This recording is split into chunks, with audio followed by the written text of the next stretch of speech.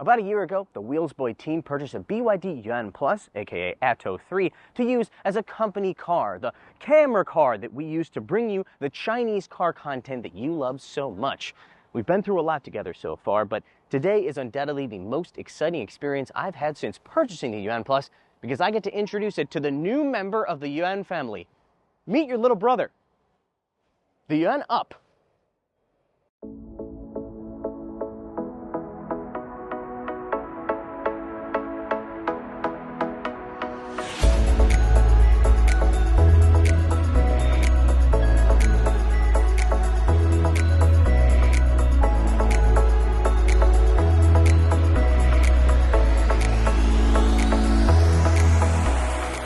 The Yuan Up isn't just smaller than the Atto 3, it's also cheaper as well, with a starting price in the Chinese market of less than $14,000 US. Our top spec test car rang in at $17,400 US.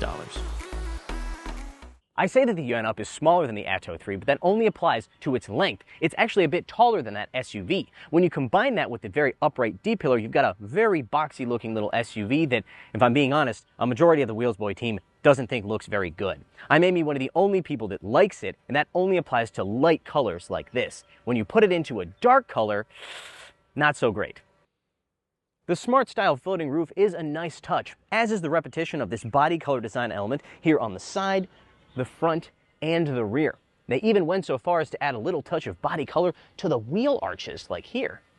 It doesn't make for a particularly minimalist design, but then again, this is BYD. Minimalism is not what they do. There are two things about the rear of the Yuan Up that I find quite delightful. The first is the fact that they have used the rear taillight design inspired by Chinese traditional knot tying techniques, the same one that we saw on the BYD Han and Dolphin.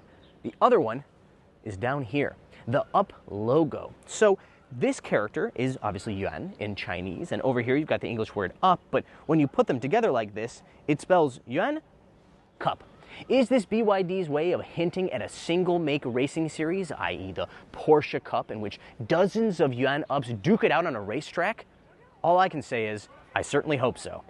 BYD says rear cargo space in this thing is 1,320 liters, and since it doesn't seem particularly likely that they're talking about the space behind the second row, I'm forced to assume they're playing the age-old game of only giving you the numbers for when it's folded down. Now, that 1,320 number is 10 liters more than a BYD Dolphin, so I think it's safe to assume that when the seats are up, you have around the same 345 liters of space back here as you do in the Dolphin.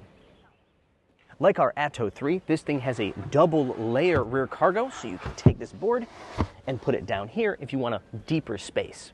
There's no frunk on the Yuan Up, but that just means we can look at this, the single front-mounted electric motor. Base versions of this car have a front-mounted motor making 70 kilowatts and 180 newton-meters of torque. That'll get you to 100 kilometers per hour, 62 miles per hour in 12 seconds. If you want to reduce that to 7.9 seconds, you can get a mid or top spec car, which makes 130 kilowatts and 290 newton-meters. The Yuan Up utilizes the same E-Platform 3.0 battery and motor architecture as most of BYD's other pure electric models, as well as the cell-to-body technology used by the BYD Seal and Song L. That means the two available lithium iron phosphate blade battery packs in the Yuan Up are a structural member of the body and not just slung underneath. Those packs measure 32 and 45 kilowatt hours and get you a claimed CLTC range of 301 and 401 kilometers, respectively. Maximum charging power for the smaller battery pack is 45 kilowatts, while the larger pack manages 65 kilowatts, allowing both of them to go from a 30 to 80% charge in 30 minutes. The first thing I noticed after getting inside of the Yuan Up was its interior's distinct lack of whimsy. Remember, I drive an Atto 3 on a nearly daily basis, and that car's interior has more design elements than I have floral shirts. This car's interior, however, doesn't take after that car's. Instead, it takes after the BYD Seal U, which is nice, but more restrained, I guess. The only thing of interest that I could find is, let me see. The handles on the air vents here are styled after those cool Chinese knot taillights. And before you go telling me that cheap cars like this always have boring interiors, I recommend you check out the inside of the BYD Seagull and BYD Dolphin, both of which have much more personality than this. I also have to acknowledge, however, that design is subjective, and for every one person like me that thinks the interior of the Atto 3 is kind of cool, there's probably a equal, if not greater number of people that find it borderline repulsive. BYD essentially acknowledged as much when they told us that they tried to make the interior of this car a little bit less contentious. The only added cost extra you can get on the Yuan Up is called the Smart Pack. It costs about $900 and it's only available on the top spec cars. It includes an air purification system as well as heated front row seats, an additional 2 speakers for the sound system for a total of 8 speakers, and a heads-up display. Now, it's not a particularly large heads-up display at only 8 inches, but this is the first time BYD has ever put one in a car that's affordable. Normally, they only use them on things like the BYD Han and BYD Seal. Again, not huge, but the clarity is good, and it's just nice to see one on a car this affordable. The base Yuan Up has a 10.1-inch center screen, but mid and top spec cars like this one have a 12.8-inch screen. I've got a lot of experience with a 12.8-inch screen like this and this D-Link infotainment system because it's the same one that's in the Atto 3.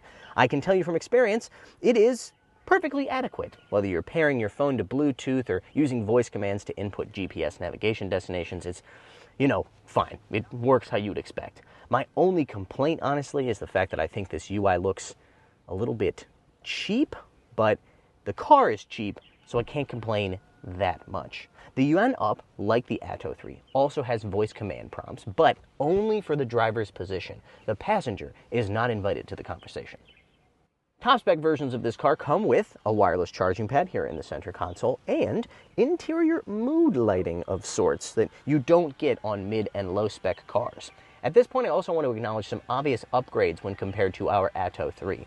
For starters, the standard instrument cluster is 8.8 inches versus the 5 or so inch one that we have in our car. It's steering wheel mounted and honestly looks way cheaper than this. Speaking of cheap, the rear backup camera on our car, the clarity, not very good. Very low resolution. This one, obviously better. And finally, the seats. I have taken our Atto 3 on multiple 3- and 4-hour road trips, and I've always found it to be pretty comfortable, but this one is even more comfortable because the seat bottoms are longer and noticeably firmer and more supportive. At 2.62 meters in length, the wheelbase of this car is actually slightly shorter than the 2.7 meters of the BYD Dolphin, but it's hard to tell when it comes to legroom, which is honestly more than adequate for someone of my height. 1.75 meters or 5 foot 9 inches tall. The seating position is also pretty comfortable, despite the fact that you don't have adjustable seat backs, because you can put your feet underneath the seat in front of you. That makes a big difference. Headroom as well, more than adequate for someone of my height. Other features back here, not very much. The Smart Pack actually does include this fold-down center armrest, which is not available on other cars without it, and you do get 2 USB Type-A charging ports.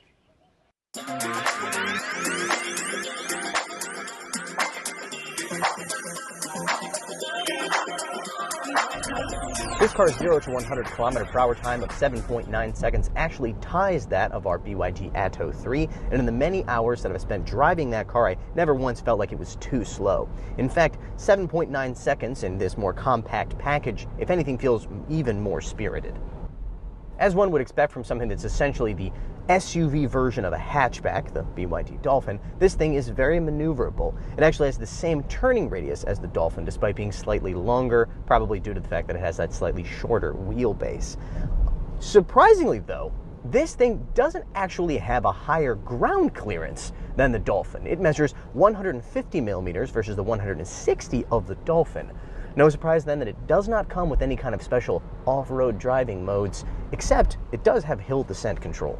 This car uses a McPherson strut front suspension, but unlike the Dolphin and the Atto 3, it uses a torsion beam rear instead of multi-link. If I'm being completely honest, I'm not really sensing that big of a difference when it comes to ride quality between this and the larger Atto 3 or even the BYD Dolphin. It's only when you get to more extreme circumstances, say repeated bumps on the road, that you notice the rear end start to hop around a little bit more than it does in those other cars.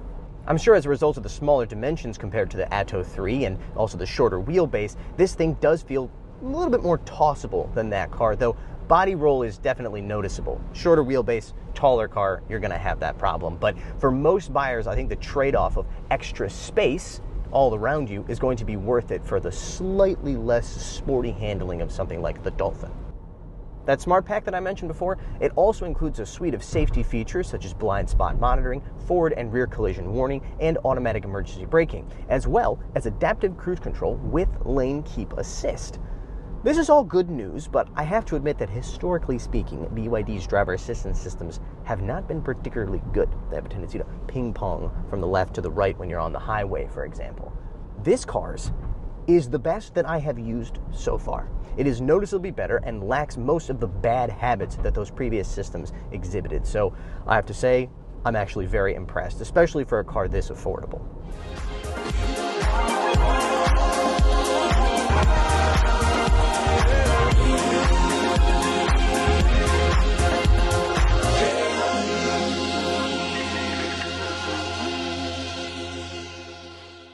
BYD hasn't announced any official plans for when they're going to export this thing to other markets, but it seems like a no-brainer to make it available in places like Europe, South America, and Southeast Asia, where consumers are hungry for small, affordable, value-packed EVs like this.